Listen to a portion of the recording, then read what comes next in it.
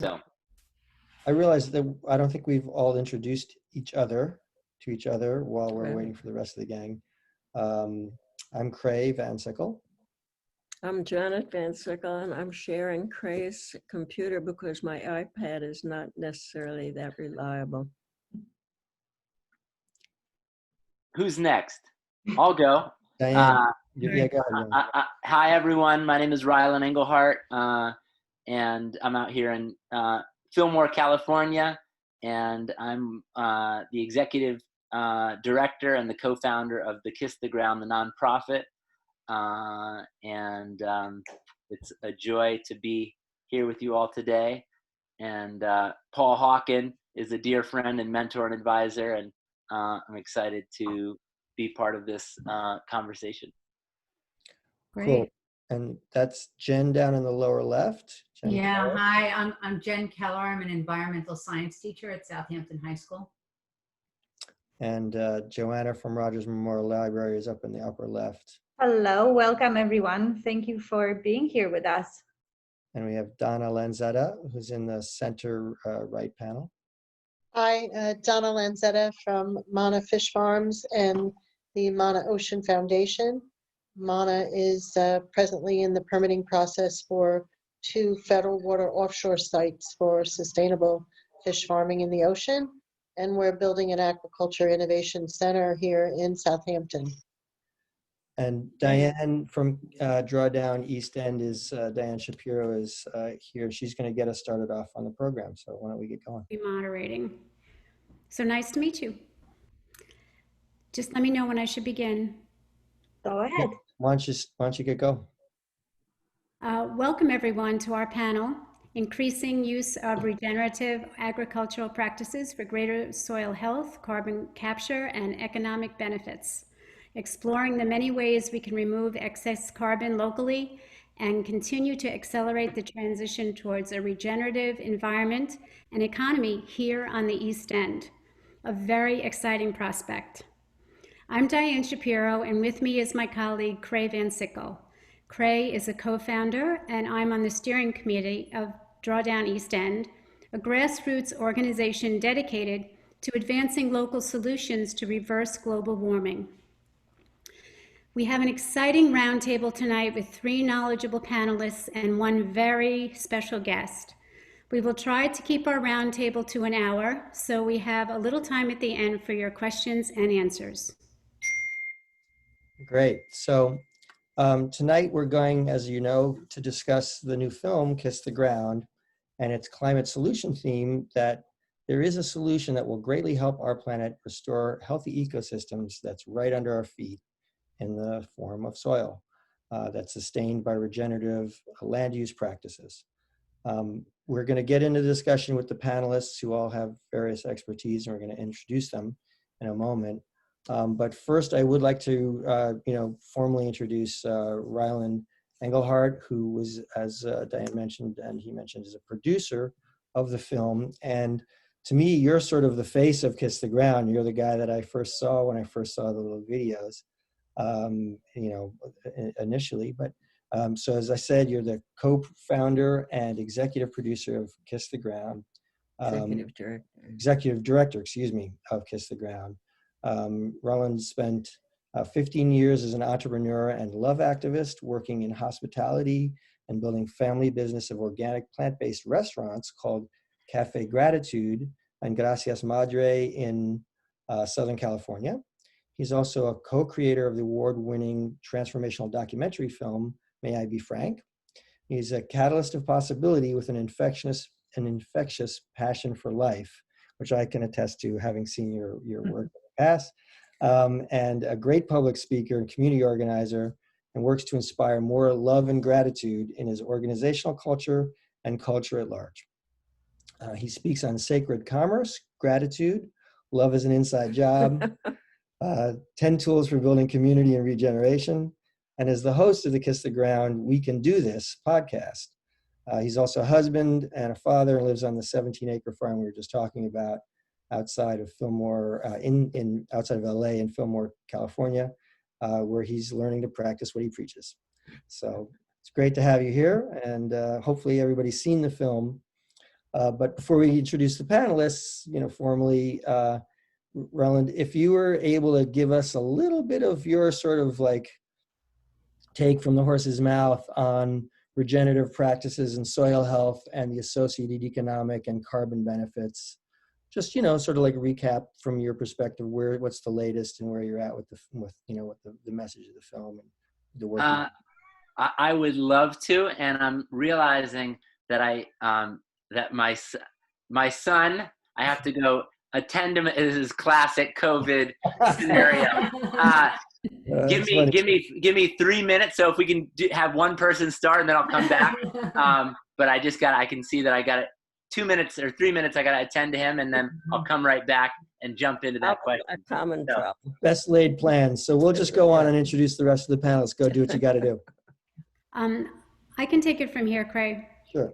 Kiss the Ground also touches on other ways to safely remove carbon from the atmosphere.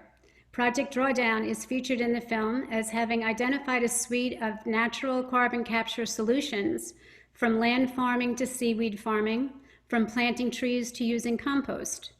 On the east end of Long Island, we have 35,000 acres of farmland, including 300 wineries and many small organic farmers. Farming the waters, we have 36 oyster farmers who want to grow sugar kelp, a fast-growing seaweed that would be a locally viable way to capture carbon and be used as fertilizer, fuel, and a tasty entree. And as of right now, New York State does not have a permit to grow kelp. So let's get started with tonight's program, discussing in many ways to sequester carbon through regenerative land farming and sustainable sea farming. We have with us Janet Van Sickle, who started working at an organic market garden in Northern California in 1970, which was run on French-intensive biodynamic principles. While there, she learned food and flower production, animal husbandry, and orchard maintenance, and gained a profound respect for the complexity of ecological systems. In the late 1970s, she developed a multi-year interdisciplinary life systems program for a high school based on a 350-acre farm in Vermont. In the 1980s, she taught ecological agriculture and ran the organic farm at Evergreen State College in Washington State, and later was hired to create an organic garden and do a gray water recycling feasibility study at the Hartwood Institute in Northern California. Wow, Janet. Okay, you've done a lot. Jen Keller is a science educator for more than 15 years with an academic background in marine science and decades of field work in the Long Island bioregion's ecosystems. Jen is a New York State master teacher for the Long Island region, currently teaches AP Environmental and Earth Science at Southampton High School, lucky us, and is an environmental studies doctoral student at Antioch University.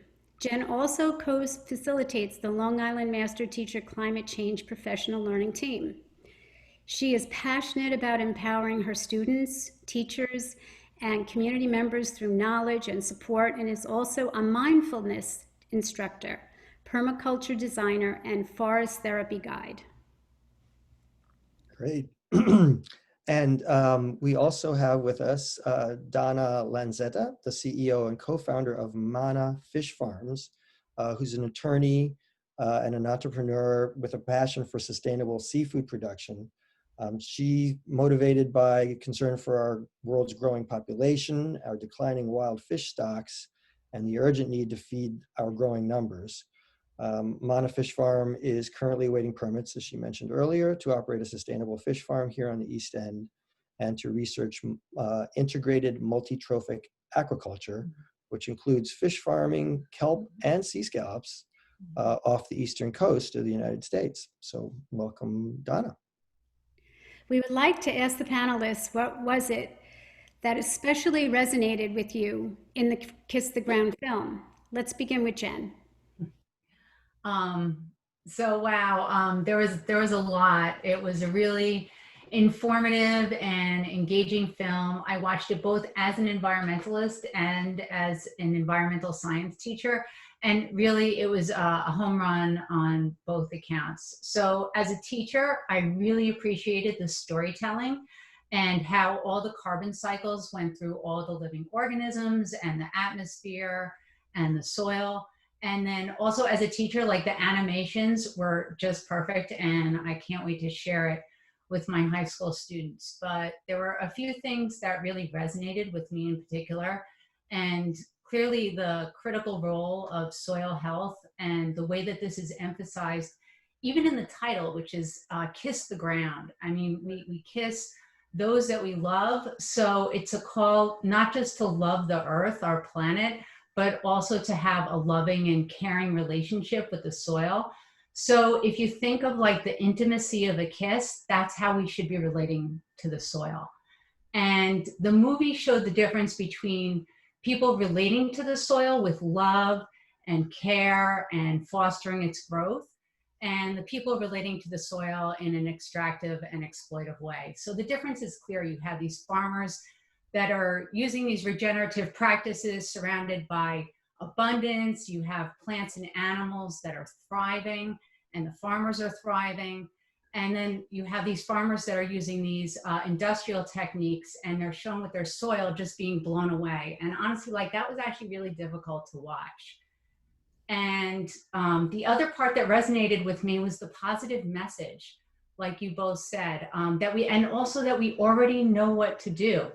So the filmmakers, Ryland, used Drawdown as your framework, which is so useful because it outlines like over 100 methods to draw carbon out of the atmosphere that already exist. Like we don't need to invent anything, we just need to do them.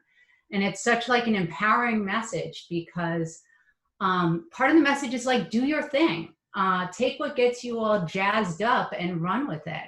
And that's what I saw happen in this movie. The people who were excited about the soil, excited about regenerative practice, they were given a chance to shine and share their passion and their wisdom with others, and perhaps set off another spark. And that kind of energy is another form of regeneration. So there was really just like a lot in that movie that just left me in a really happy place at the end. Great. Janet, what about you? Well, I think we're all going to repeat the same thing, that it was a film that generates hope, Mm-hmm. and a film from which you can take away a really good feeling about the people who are involved in regenerative agriculture.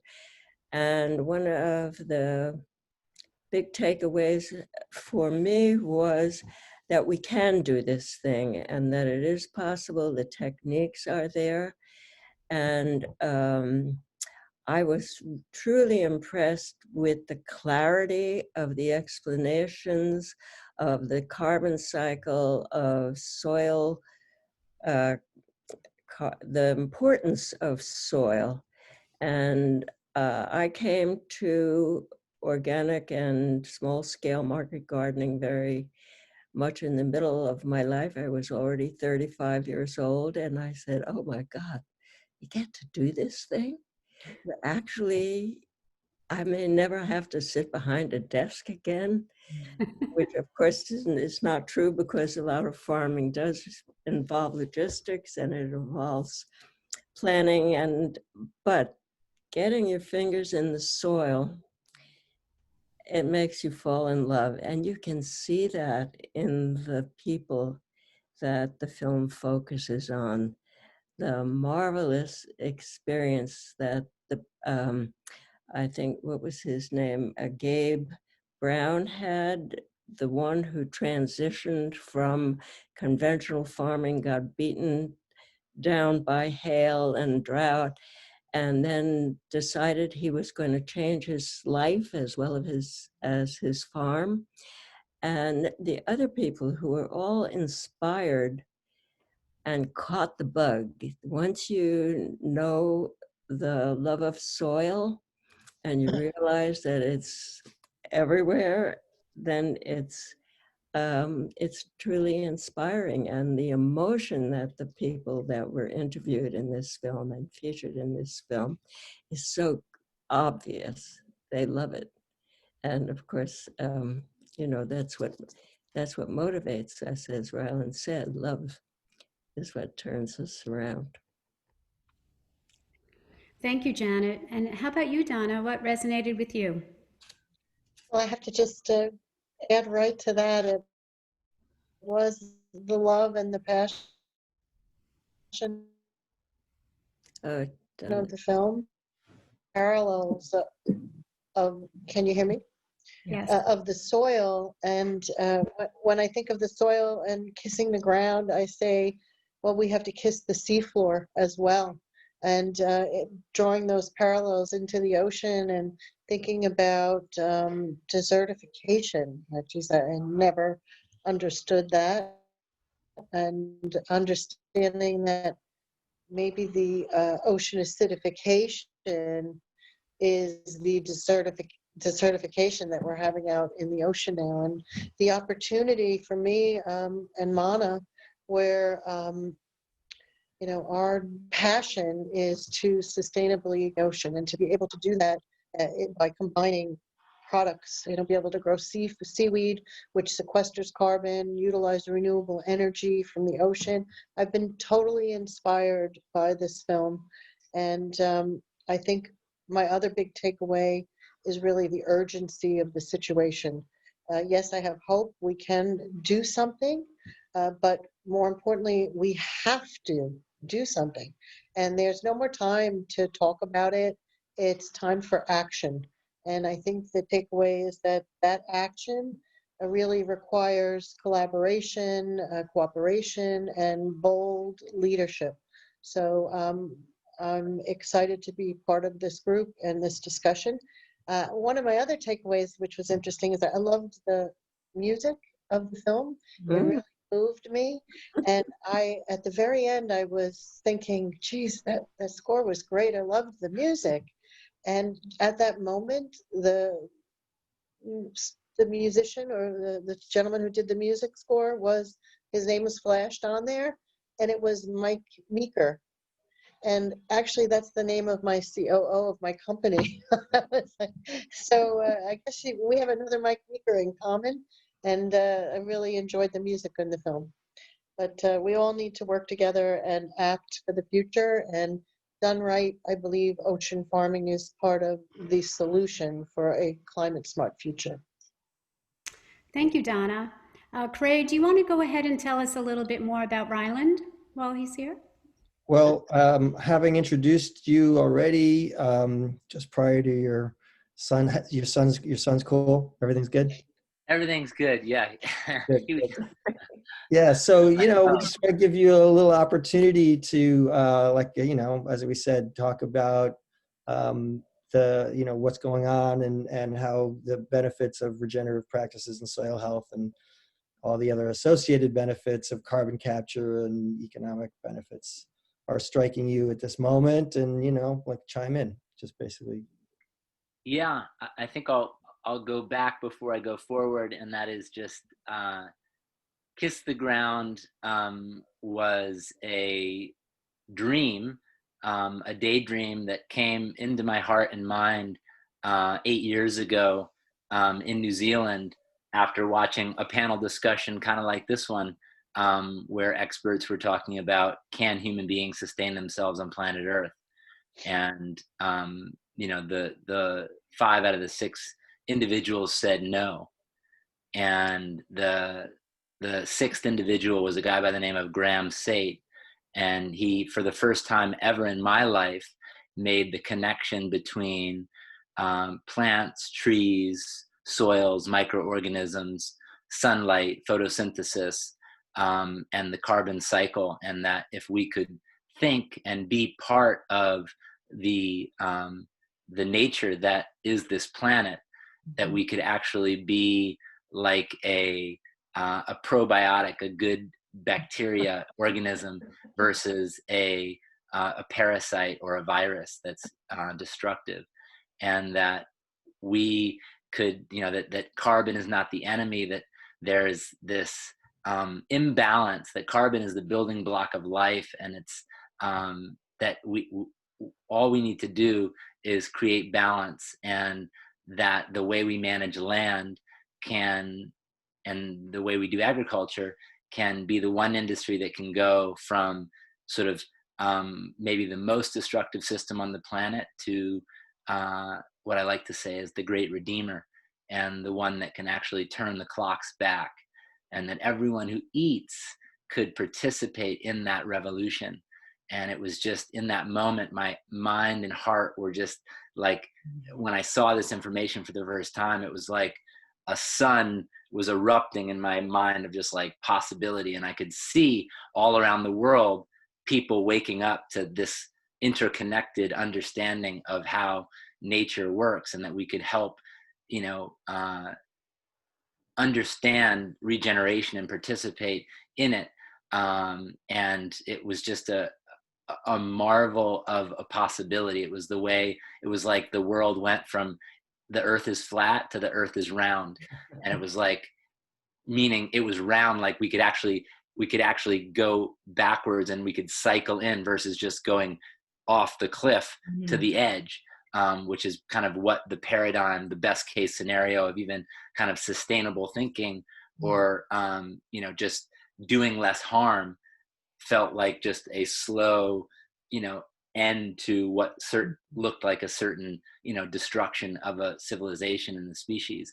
And so I then came back to Los Angeles after that trip to New Zealand, and I became a complete evangelist. I was the most annoying multi-level marketing sales guy for soil that you'd ever did meet.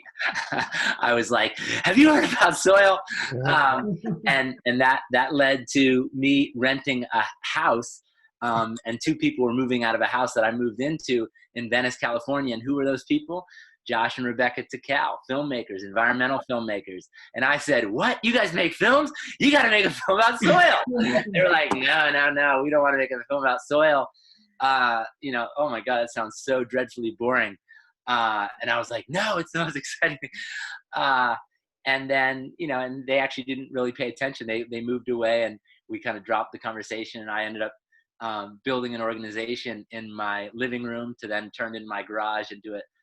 Office, which built the nonprofit Kiss the Ground, which is where they had built their whole film studio 10 years before, in that garage. And so very serendipitous. And then they ended up coming back to me a year later saying, we have some interest in, doing this film about soil. And we know that you've created an organization that's kind of advocating for that. Let's work together. And of course I said yes.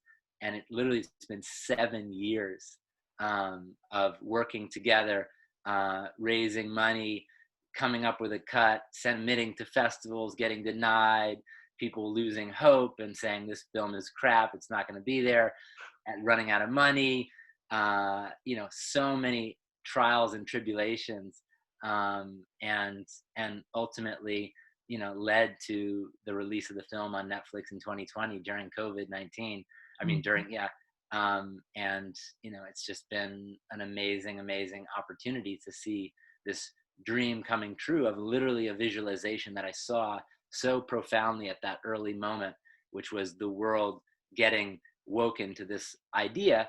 And then here's this film that's in 40 countries, 25 languages, and being seen millions of times all around the world over the last couple months. So it's remarkable to be standing in watching from such just an idea, a figment of the mind, and pre-drawdown. I remember my first conversation with Paul Hawken, where I was just like talking about soil, and I was totally insecure because I thought like he's such an intellectual, heavyweight, and I'm gonna have like my kind of amateur enthusiast over exaggerated perspective. And I ranted for about 5 minutes like I've been ranting now, and he's like, Rylan, soil is queen and there is no king. Was the statement at that time. And so here we are, and we've been building an organization simultaneously to the co-production on the film. And we've put out, as you said, you saw our first The Soil Story, which was, I was like the happy-go-lucky enthusiast for soil, which came out some maybe five years ago. We've continued to make content that's being used all around the world as educational material to communicate the idea and awaken. Our mission of our organization is to awaken people being awakened to the possibilities of regeneration. And that really is like what I got. I had an awakening, and it was like, how do I be that for others? And how do what are the tools that I can create to awaken people? And, we've been doing that in little small ways for the last 7 years. And obviously the film is the greatest or most expanded and largest platform to which we've been able to, get this message out there. So that's a big backstory to get us right to the forestory for the here and now. We're as an organization really looking at, what are given that we have this unbelievable opportunity and platform, and people, 100,000 people coming to our website every week to participate. What are the ways, what are the pathways that we can forward people on their path, whether they're concerned citizens, they're farmers, they're youth activists, they're buying food for their family, they're a teacher in a school. How can we move people down the path of regeneration? And so that's really what we've been working on. And we have 3 main programs that Kiss the Ground works on. One is obviously the creation of media, so telling stories. We're storytellers of regeneration and the people that are doing it. Kiss the Ground always said that we're like there was an internet meme called that where you saw one crazy guy dancing on a hill, and then he was alone and he looked kind of eccentric and weird and no one wanted to join him. And then the second person came and joined him and kind of validated what he was doing, and he made it cool. And then everybody joined in, and that became the movement. So we've been the second guy. Like we're championing, the pioneering farmers, the scientists, the academics, the indigenous leaders. Like we're the second. We're fanning the fire of like this is. Pay attention to these stories. This is the message that we want to be supporting. So again, back to the program. So we create media. We launched a course called the Soil Advocacy Training. So similar to Al Gore's The Climate Reality Project, where he's creating a cavalry of educated advocates on the topics and solutions of climate change. We did that in the specific lane of regeneration and regenerative agriculture, and creating a world of advocates. So we've trained over 3,000 advocates in 30 countries around the world in the last 24 months. And we just launched a course that's even can be bigger and more scaled, which is it's a masterclass style course that you can take at your own time frame. It's about 8 hours of content, and you come out of that course an enthusiast for soil with a profound presentation that has your own talking points matched with science and the best way to frame things. And so we launched that simultaneously with the film, and we're going to continue to create online courses that really help, whether it's gardening, or if you want to be if you're a business person, you want to bring regenerative ag into your supply chain, what would be a course to help these different people and different with different skill sets, how do they implement regeneration into their particular area of expertise.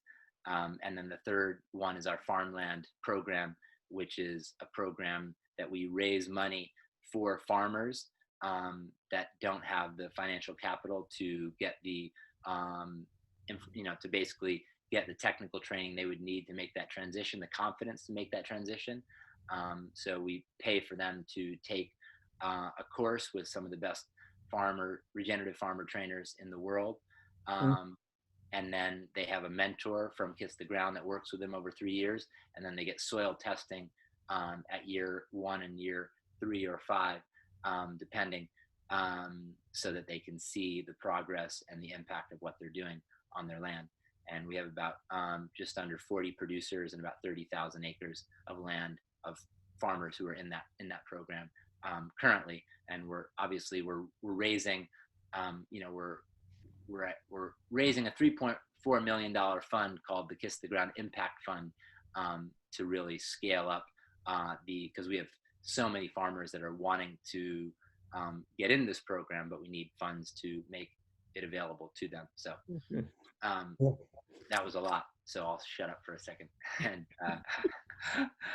no, I mean, the story is just such a killer story, as you say, to start with a vision like that and then to have it manifest like this, obviously huge congratulations. And it's, and to the, like the testimonies, everybody on the Zoom here, that, the film really connects. It really worked. I mean, you pulled it off. It worked really well. So that's great. And just to sort of, tie, like you mentioned how eat as if, like to have eating be a transformative event, and just to sort of tie it to some of the basic questions, I wanted to ask my mom. I'd asked her this question earlier, and I thought the answer was really interesting.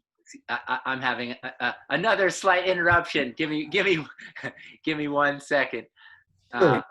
I took a lot of time. I'm gonna allow for other people to speak for a second. Okay. So I was just going to ask, Janet, as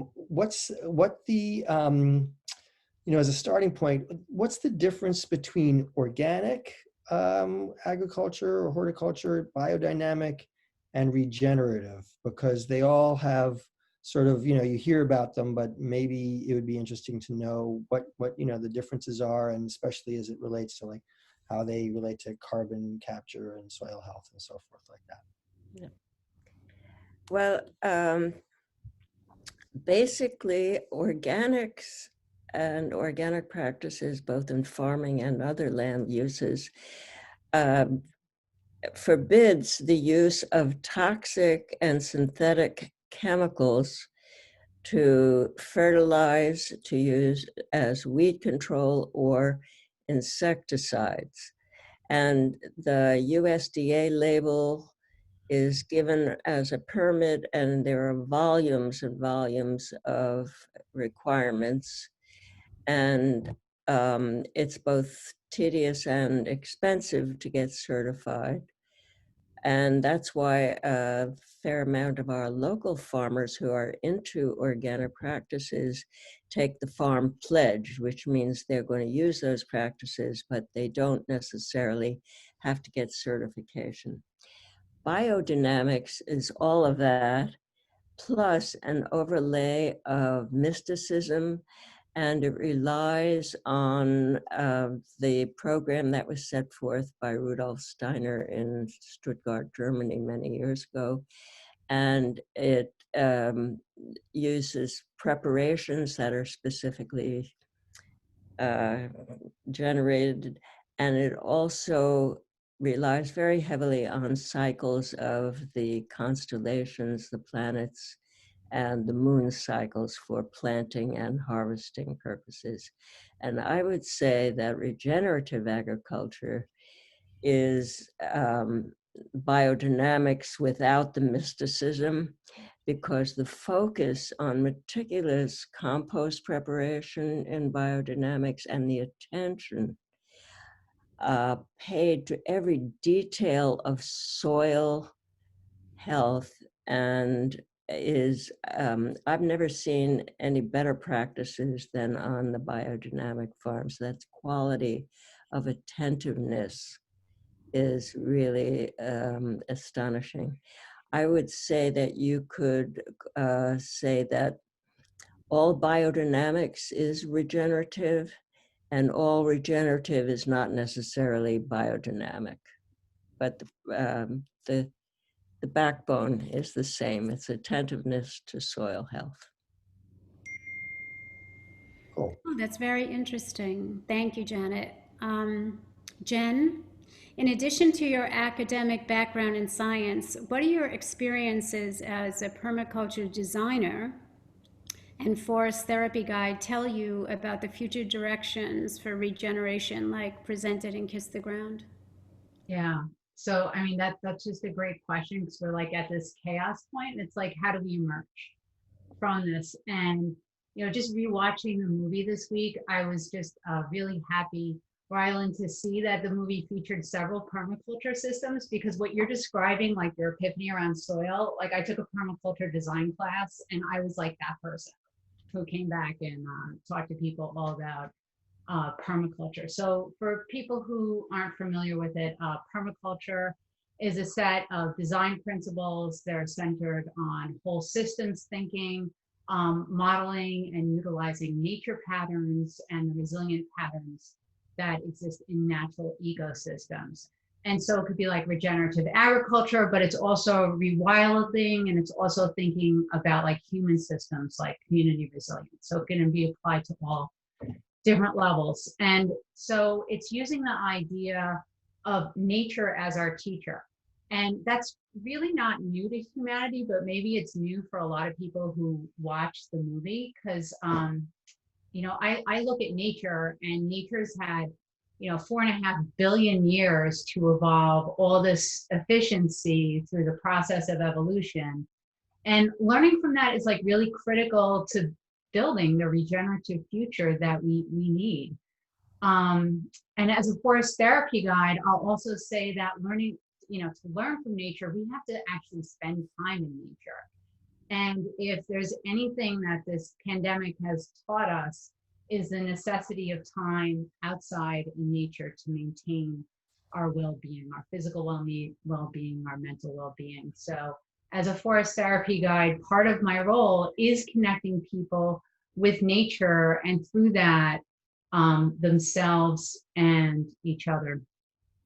And, I'm even thinking of, the hints that were in the movie. For example, that one scene with the buffalo on the North American steppes and they're being chased by the wolves, and just thinking of that as like a resilient natural ecosystem. But, we also need to like put humans into that because Indigenous North Americans, they were part of that system and intimately connected with it. And, the reciprocity and the connection between all the organisms in the system, like that's really the story that like Kiss the Ground, like all of this, it's like, it's ready to be told. It's like something that's being born in the world right now. And it's like, nature's ready for us, right? Nature's ready for us to make that connection. It's been severed for many of us for a long time, which kind of comes back to like a bigger part of the story. So Kiss the Ground,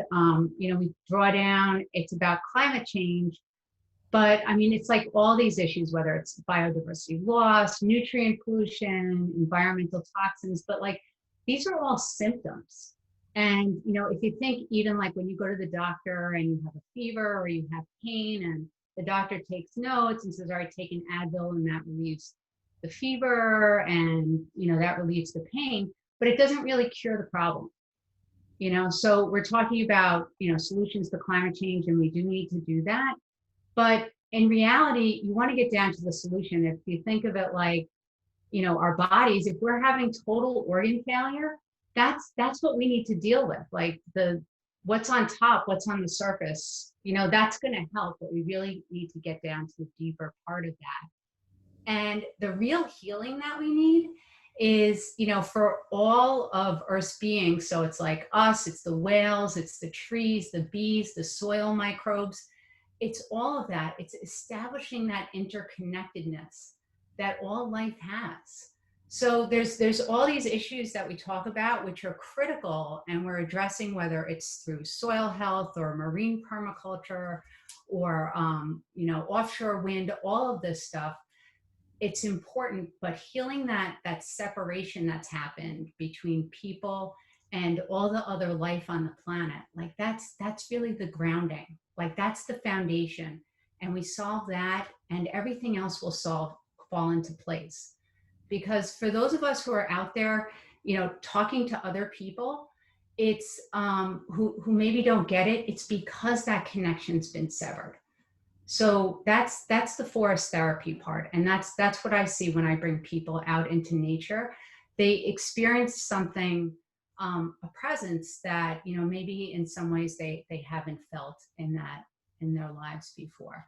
So, I'm even going back to the movie, how it showed how all the different parts of the agricultural system have become separate. We have the cows, we have the grain, and, so it's the separation that we have from nature just exploded on like a different scale. So it's like bringing everything back, and even just thinking about how ecosystems are just small. All of nature is local, so, boy, I also started to ramble there a little bit, but yeah. So Well, we get it. We get yeah, I know you get it, and very much close to the whole theme. yeah, Because sometimes the philosophy behind it is you got to change your mind before you can change the physical outcomes. So I thought that was really very relevant. yeah, and the whole movie, and I think a lot of the conversation that I'm hearing from everybody, it's just very heartfelt. We all really feel that, and we want to make that change and make that connection. Great. Well, we mentioned earlier, and we're talking about soil and Kiss the Ground's obviously soil-based, and that we have, we're on this sort of peninsula out here where we have both great farmland and a tremendous opportunity for local resilience and self-sufficiency and a lot of the things that really make this extremely relevant instead of like wasting our resources. But we're also surrounded by water, which is another amazing resource and another amazing opportunity to both, provide this connection that you're talking about. A lot of us have that personally, and also to forward the same sort of benefits that we've been talking about with regard to soil. So I wanted to ask Donna, who's involved in that aspect of it, what's your take on what's the balance here, and how can the community be supportive of what you're doing? It's relatively newer in some ways. So why don't you give us some of your thoughts about that? Thank you. Well, we have the benefit as aquaculturists of building on the knowledge base that the ag farmers have developed up to this point. So we can begin by kissing the seafloor and elevate ourselves and evolve from there. But it's an urgent situation when we think about providing food to feed our world right now. And also reducing our carbon footprint, because we're importing in the United States 91% of our seafood. So of that, of all the seafood consumed in the world, more than half is farmed. So with our 91% seafood imports, that's a $16 billion trade deficit. And we're not even thinking about the carbon footprint of those imports. But think that 60% of that fish is coming from China, and only 2% is inspected. So we have a quality control issue here that needs to be addressed. And so we have to start with the basics, which I think is sustainable farming, transparency, education around that, and to be able to show that it can be done properly in balance with the environment. And people have their minds and their hearts full of negative misperceptions surrounding farming, really because of those 60% imports of seafood that we didn't even really know what they are. And we've been eating them for years, and they've been challenged. And quite frankly, these farming practices of seafood in other parts of the world have not always been sustainable. And I think that has evolved over time. So what's been happening now, I think in the community, even globally, there's a big support and surge and an understanding that there's a need to feed the world, and that aquaculture could produce seafood, and we have different types. Think about it for a second. It's the last protein source that we actually hunt for. right? When we start to begin farming now, we can farm shellfish that's regenerative. And if one oyster can clean 50 gallons of water in the bay, one oyster a day, well, that's a beautiful thing. Well, let's grow billions and billions of oysters and think about seaweed sequestering carbon and that we can grow seaweed. Yeah, we have to deal with the fact that permits are an issue, right? We can get through that, but we will, and we are, and there's a big movement to do ocean farming of seaweed through the Department of Energy has a program called the Mariner Program. They gave out 2 years ago, I think $26 million of grants to seaweed farmers that are kelp farmers, but it's a bigger picture. We have to, in order to be sustainable as an industry, we have to consider, well, we're going to grow all that kelp. What are we going to do with it then? So there's a whole market for kelp that needs to be developed and products, and it's not just kelp smoothies and chips but there are other uses, medicinal uses for the kelp. Did you know that kelp actually works as a fire retardant and can be added to firefighting clothing? Or that there's a woman who is making a plastic wrap replacement from fish scales? So we have to explore all of these new things. And the local community is certainly galvanizing in a wonderful way to support sustainable farming of both terrestrial and seafood through local programs like Drawdown East End, through local farmers that are farming shellfish, finfish, and ag farmers, local farms and food organizations. We have ECI, we have East End Food Institute, the Long Island Farm Bureau, Long Island Food Council, the Billion Oyster Project, the Million Oyster Project, the Community Preservation Fund, which I want to talk a little bit more about. But we also have the great shellfish programs that Cornell Stat puts on, and the work and education surrounding the East Hampton Shellfish Hatchery. We have the Suffolk County Shellfish Leasing Program, which is really starting to take off. And we look at the Southampton Town and the who does the SPAT programs? The Tiana Shellfish Hatchery, the Shinnecock Stony Brook Sharp Program.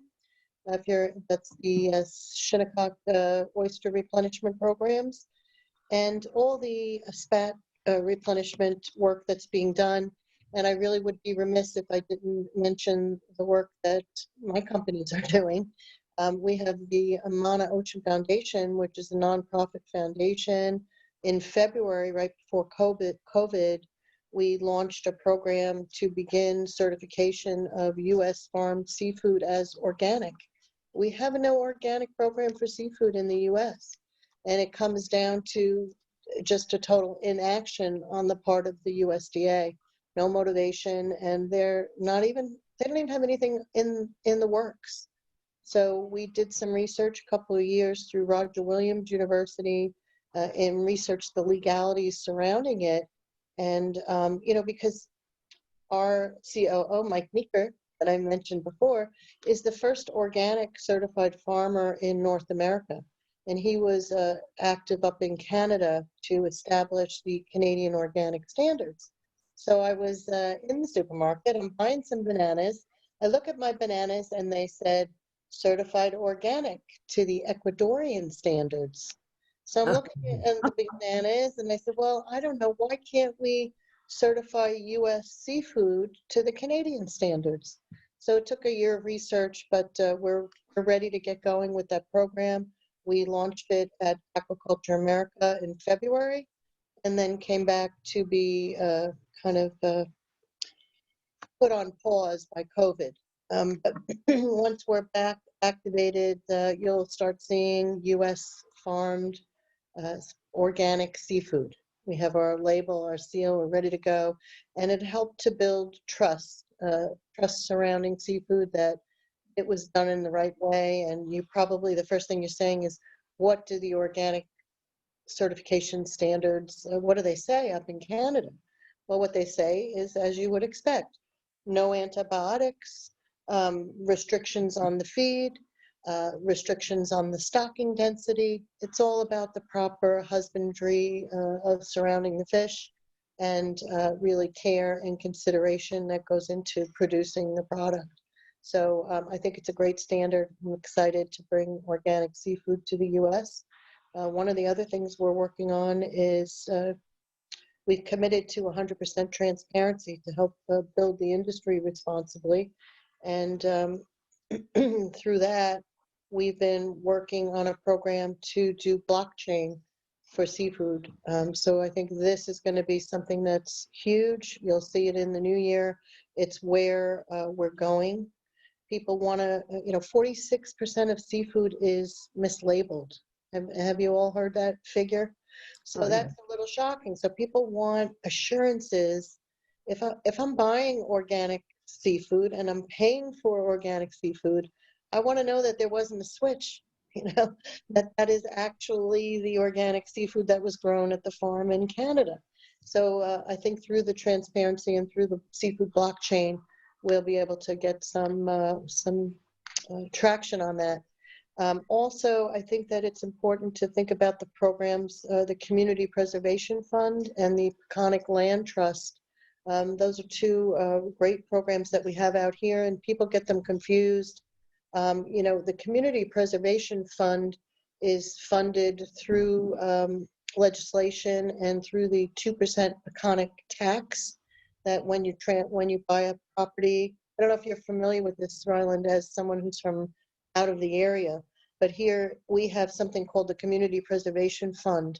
So there's a tax on all real estate transactions, and that money goes into a fund that's used to preserve farmland, outright preserve land, and it's an opportunity to keep farms in the family, because when with these state taxes, sometimes they can't pay, and what the Community Preservation Fund would be to buy the farm and lease it back and keep it as farm property and help to preserve our environment. So the Peconic Land Trust does the same thing, but here's the cross. A lot of people think that the Peconic tax, goes into the Peconic Land Trust, but the tax actually goes into the Community Preservation Fund. So this was funny. I was talking to Diane. She didn't know that that was the way it worked. So we have to support the Peconic Land Trust. They need to raise the money that to be able to do their wonderful work, and understand that the Community Preservation Fund, which is funded through that Peconic tax, is also doing similar wonderful work. It was through that Community Preservation Fund that we were able to acquire our property in Southampton, which they were going to build a 26-unit townhouse on this 10-acre piece, and we were able to purchase the farmland and a restaurant while the town bought the marina and preserved the rest of the land and bought the development rights off the farmland. It was a very creative simultaneous closing, a way to keep that property from being developed and also keep it in the community so we can have a marina and slips for the local community. The restaurant is the Old Lobster Inn restaurant, which we're excited to be reopening this April. And then we have this beautiful farmland that we can use as a demonstration farm to teach people about aquaculture. So this was the first time the Community Preservation Fund was used for fish farming, and I think it's a step in the right direction. We're going to be doing a lot of great programs over there at the Lobster Inn, and we hope you'll all come. We hope Kiss the Ground will come and make some presentations there. We're building a whole outdoor space on the farm for socially distanced outdoor events. So we look forward to seeing you all there. But just to answer the question, the community is really coming together to support the work that needs to be done. We have 9 billion people to be on this earth, and we really need to feed them sustainably produced protein.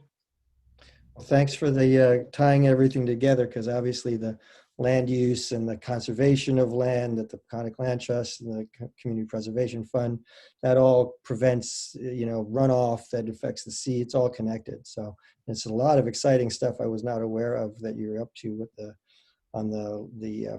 front of doing aquaculture. So that was very, very exciting. I guess I just wanted to sort of wrap up our panelist period here and get so that we can get some questions from people. Real briefly, just wanted to ask Diane, my other, cohort here, did you have any other takeaways from the movie or anything quickly you wanted to say about the movie and the discussion? Yes, thank you, Cray. First, I wanted to let Rylan know that my family and I loved the movie Kiss the Ground, and it was a wonderful thing to be able to share with them.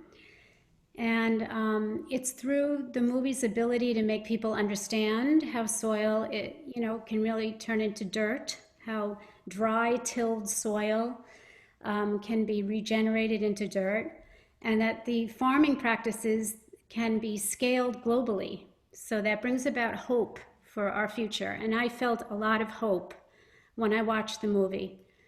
The other thing, there were many things that struck me, but the United Nations brought to light the urgency needed when it stated that we only have 60 harvests left. And, that's a really impactful statement.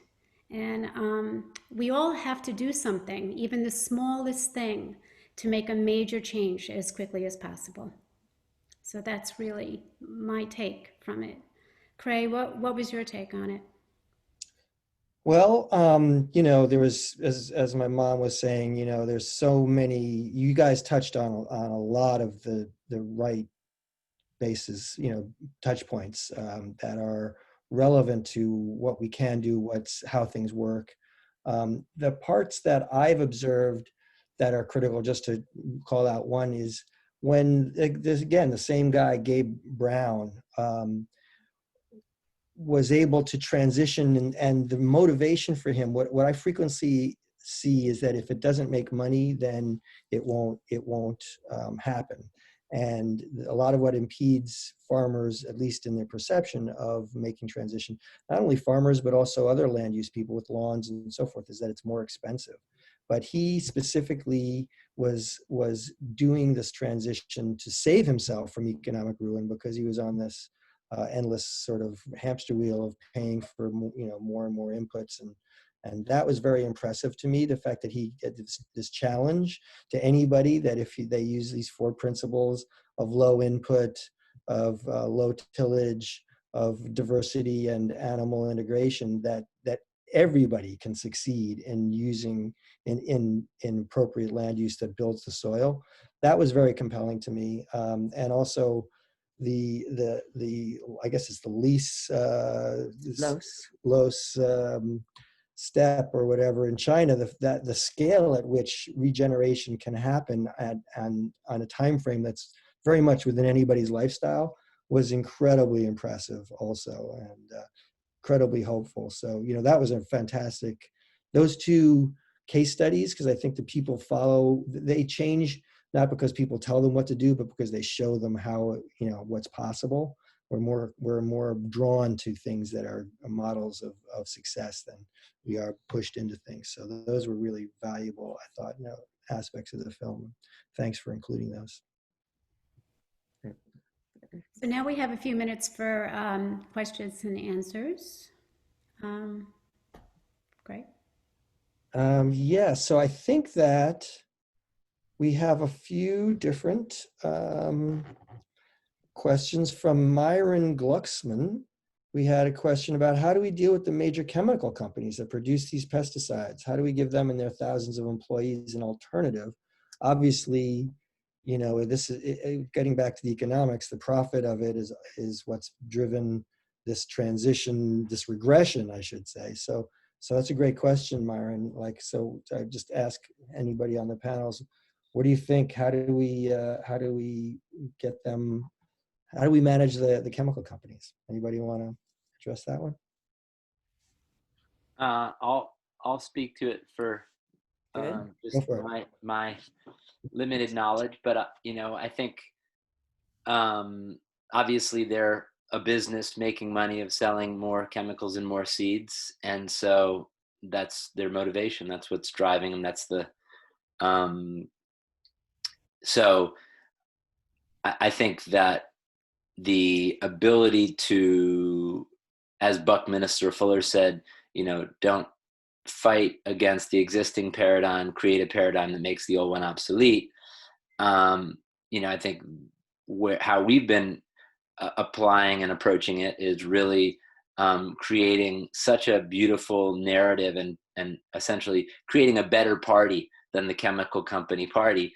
And really, again, when it comes to brass tacks, showing that the economics are there for farmers, and the chemical companies, they're either going to have to innovate and be part of helping people make this transition through, because again, what we showed as a context frameworks for regenerative agriculture, there's so many different contexts and versions of agriculture that there's not just like, oh, regenerative ag works in every context. There's going to need to be a lot of transition and a lot of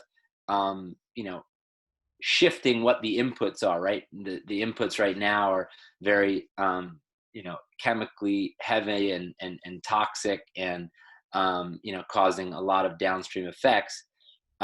So there's going to be a need for helping people to transition to more inputs that are coming from biological products, and such as kelp and other natural ingredients. The fact that we've seen in the pharmaceutical world, there's been such a huge shift to the products for more of a healthy lifestyle, people taking probiotics and all these different supplements that will be needed for rebuilding a healthy immune system. It's the same thing. There's going to need to be lots of supplements to help rebuild a healthy ecological system. We're not all going to be able to have like, oh, we get 1,000 head of cattle and graze grassland, and there's the right amount of water to provide. It's going to be it's really, there's going to be lots of businesses and entrepreneurs and innovation to drive that shift. And as far as one exact way that they're going to kind of be able to shift gears, I know that one big debate in the regenerative ag conversation that's been somewhat politicized and polarizing is the whole carbon markets, and is carbon going to be the thing, the mono focus of getting people to participate in regenerative agriculture by being able to pay farmers for carbon captured in soils, which in early days in our work with Kiss the Grounds, like that sounded like the biggest opportunity. I mean, conceptually, it's like, yeah, absolutely, wow, they can have a secondary income besides the food they're producing, that's ultimately taking a problem out of the atmosphere, making a solution in there. But to pay people for something done, the ability to count that in a reasonable way where people feel like there's integrity is very difficult, so, and it may be that there is a lot of technology that's being developed as far as monitoring using satellite technologies to be able to see what is happening within ecosystem function. And I think it's got to go a little bit beyond us thinking in another monocrop of carbon, but thinking of what are the other ecosystem services that are being provided by a regenerative system, and incentivizing farmers to be able to support those ecosystem functions.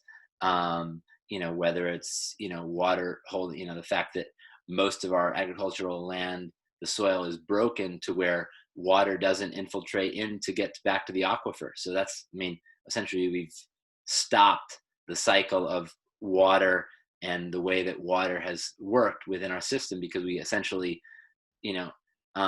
made soil impermeable, even though it's a permeable substrate. So, I think there's an opportunity for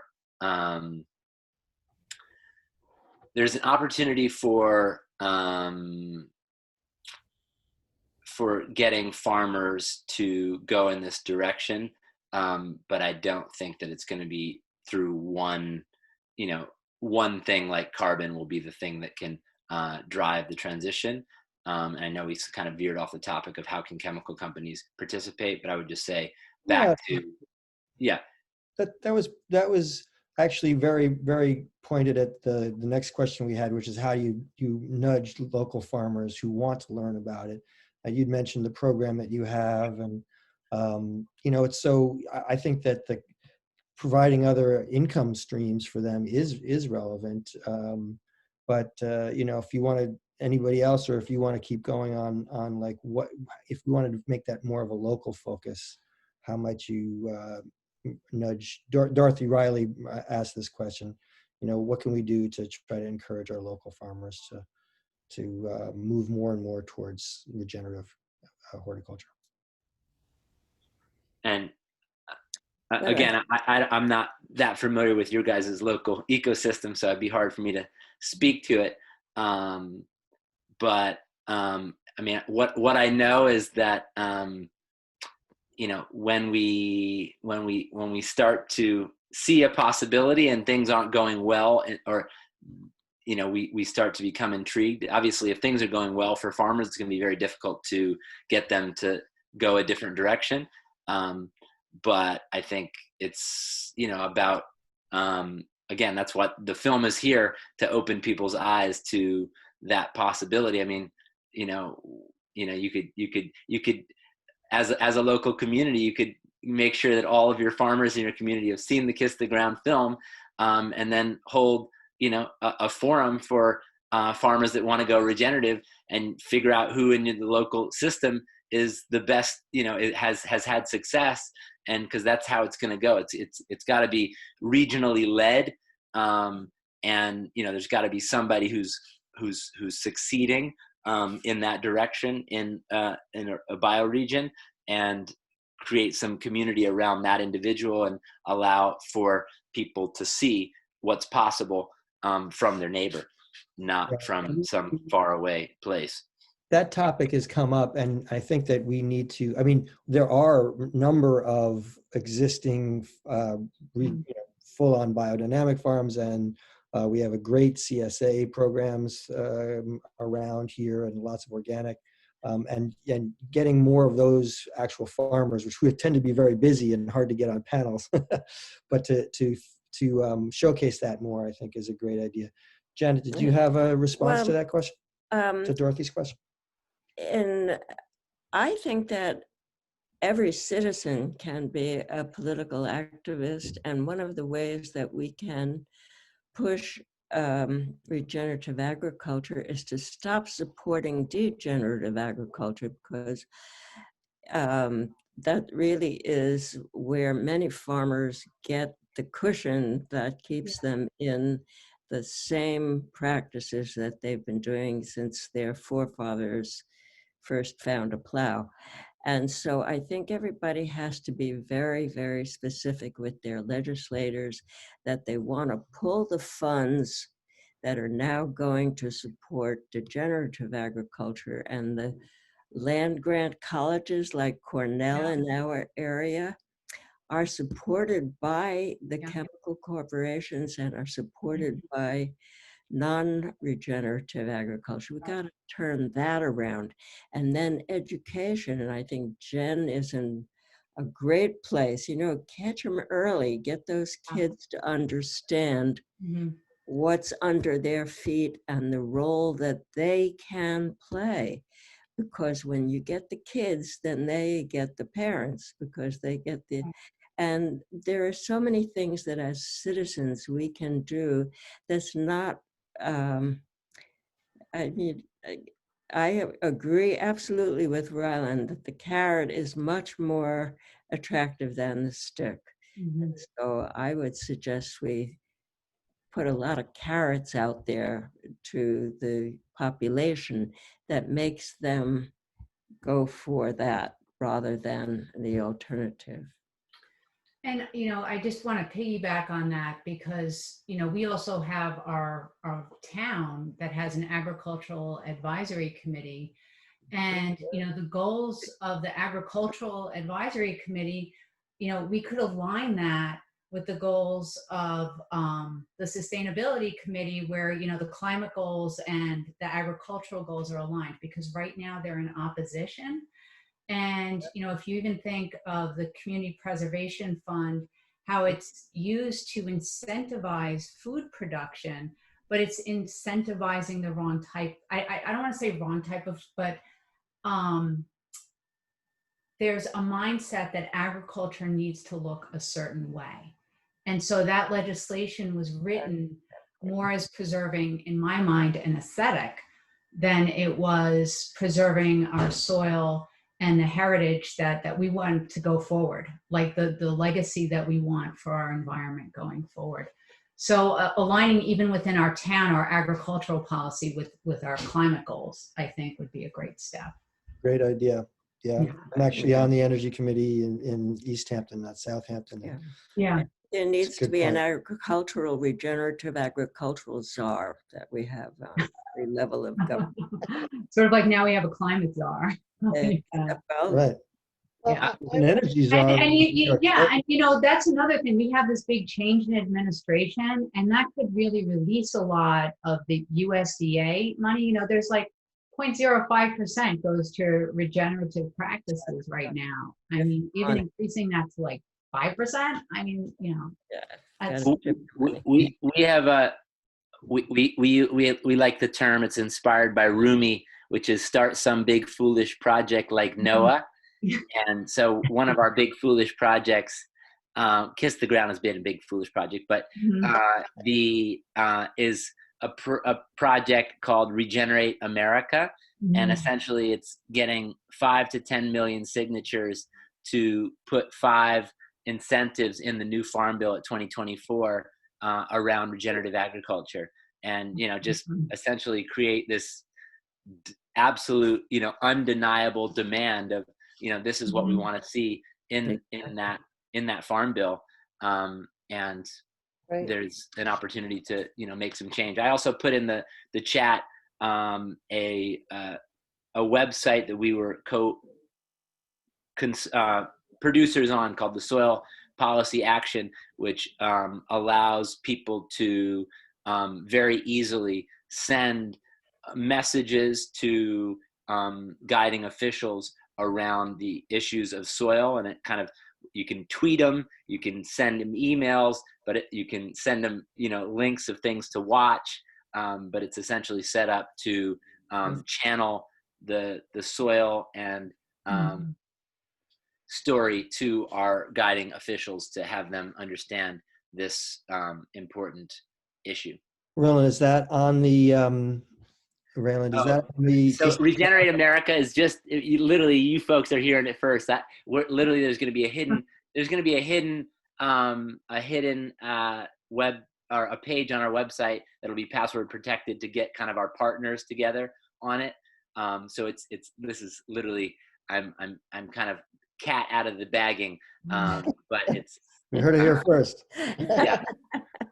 But yeah, you guys will be like, oh, that's right. That I remember hearing about that Regenerate America thing. How we roll. We're building the landing page right now. Cool. I see that Mary Morgan made a note regarding the Southampton, Suffolk County Shellfish Aquaculture Lease Program, mentioning that there's an open comment period between now up to December 15th. And we would welcome everybody to write to Legislator Krupski in support of the Suffolk County Shellfish Aquaculture Lease Program. We want to see kelp and shellfish out in the bays. And on a national level, there's a bipartisan legislation pending right now in the House and Senate called the Aqua Act, which stands for Advancing the Quality and Understanding of American Aquaculture. And we certainly need to advance the quality and understanding of American aquaculture. So I would urge you all to all become familiar with that legislation, and we can hope that that passes in the new year. It would set up a clear path for permitting. Yeah. Good, good. We'll try to aggregate those links and put them on the library website and in the Drawdown. Well, Drawdown East End's website is coming soon. We're a little cat out of the bag with that one too.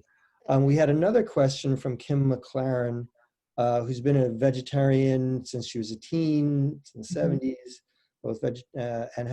and she's noticed that both vegetarian and vegan, as it's become more mainstream, the food supply chains for vegetarian, vegan, organic has become more commercial. And it's sort of interesting to me. That's an interesting question because, the film talks about how everything got fragmented. The feed was grown over here, the animals are over there, the crops are over there, and the idea that when things are a commodity, then they sort of lose their soul, they lose their connection, they become disintegrated, basically. Is there any response about how the existing supply chains for organic foods or regenerative foods can avoid those pitfalls? Is that baked into the DNA of those kind of supply chains, or maybe sometimes and not always, not others? I'll speak to it. Yeah, I've definitely watched the organic movement grow over the last 15, 20 years as a restaurateur serving only organic food. Mm-hmm. And yeah, it's definitely become much more commercialized, and the integrity and the kind of what you felt about organic being a real healthy system of food production is, in a lot of cases, has lost its soul. So I think in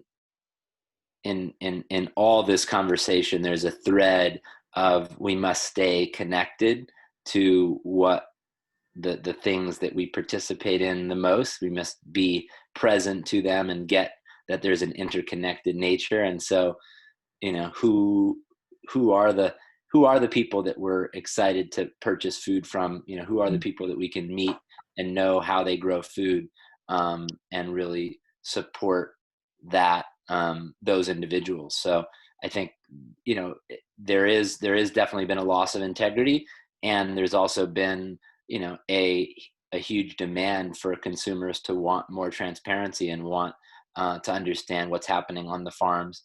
And I think we just have to, as people who eat, 3 meals a day, if we're lucky, that we're again being present to those choices have ripple effects. And what are the how can we think through those choices and make those choices align with our greater values. Kiss the Ground created a purchasing guide that helps people purchase, thinking through soil health, and that's also available on our website. So yeah, I think it's, again, being connected to where our food's coming from, and reveling in understanding what ingredients you use a lot of, and that you selectively source them based on your understanding of how they're being produced. And there is a whole new certification coming called the ROC, Regenerative Organic Certification, which is in test piloting. I think maybe 60 to 80 brands are working on products that will be, some are in market now and will continue to come to market, in the coming year. It's a very, it has a certification for soil health, for animal welfare, and for worker fair wages and fair treatment. So it's a very high bar certification, which will make it probably very difficult for many people to be able to participate, but ultimately it is shaping a direction of things that we need to get sorted out within our food system. And that's just part of what we're faced with. Cool. Well, we've heard a lot about a lot of firsts and a lot of what's coming down the pike from all of you guys. That's pretty great. Yeah, I mean, that last point for me is super important, is not only getting your food locally, knowing your farmer, but asking them, like, how are they doing it, and expressing the desire for, soil health regenerative methods. So they may not be hip to it, that it's there's this way of doing low till, and that there's this carbon aspect and this water recharge aspect. And the more that we express those desires for our food to be connected to the rest of the health of our community, probably the more likely that'll be the direction we'll go. So any final thoughts? That was a super bang up panel, really fun. Any final thoughts anybody has? Mm-hmm. Looking good? Okay. Yeah, no, thank you. All right. It's been a joy to be with you all, and yeah, again, I think it does come back to love. We have to put more love into everything we do, and allow that to guide us to make the right choices. Right. And in what we purchase and what we create and what businesses we start, and all of it. So yeah, may we be guided by the love within our hearts, and yeah, that will get us to the place that we need to be. Mm-hmm. Great. Cool. Yeah. Perfect. Thank you so much for being here with us. I will save the chat and we'll send all the links to participants. And thank you, panelists. It was wonderful. And I also want to say thank everybody for joining us on behalf of Drawdown East End. And a special thank you to Ryland. Thank you for joining us tonight. I know it was short notice. And Janet, Donna, and Jen for sharing your knowledge and your expertise. If you would like to follow up with an inquiry or an action, visit kisstheground.com. There's tons of great links in the chat box too. And if you want to receive notices from Drawdown East End about local solutions to reverse global warming, we'd love to have you sign up on our website, which is drawdowneastend.org. And we're coming out with a brand new website really soon. So that should be very exciting. And a very big thank you to Rogers Memorial Library for partnering with us to make this panel possible. So thanks a lot. It was really great. Okay. Good night, everyone. Love you guys all. Good work. You're my heroes. Keep it up. Love the movie. Yeah. Bye, everyone. Thanks for everybody joining. Bye-bye. Thank you. Thank you. Bye. What do I do? I just leave.